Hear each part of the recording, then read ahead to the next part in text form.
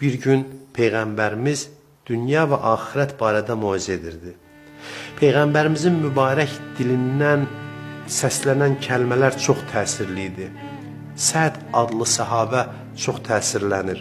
Peyğəmbərimizin sözləri ona möhkəm iz buraxır onun qəlbində və Peyğəmbərimizin huzurunda ayağa qalxır və ucadan fəryad edərək deyir: Allahı, onun rəsulunu və buradakıları şahid tuturam ki, bugündən etibarən gecə yatmağı, gündüz yeməyi, yumşaq yatağı, insanlarla ünsiyyəti və ailəmlə əlaqəni özümə haram edirəm.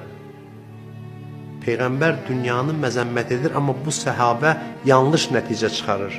Və Peyğəmbər dərhal onun bu fikrinə müdaxilə edir. Deyir: ey Səd, belə eləmə.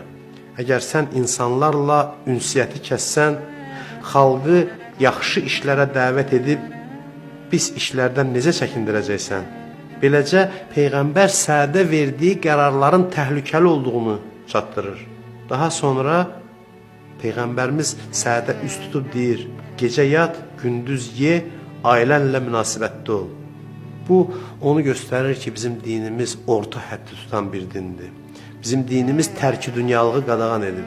Bizim dinimiz cəmiyyətdən təcrid olunub ibadətə qapılmağı insana qadağan edir. İnsan ictimai varlıqdır, cəmiyyət içində yaşamalı, insanlara xidmət etməlidir və elə cəmiyyətin içində ləyaqətlə yaşamağı bacarmalıdır.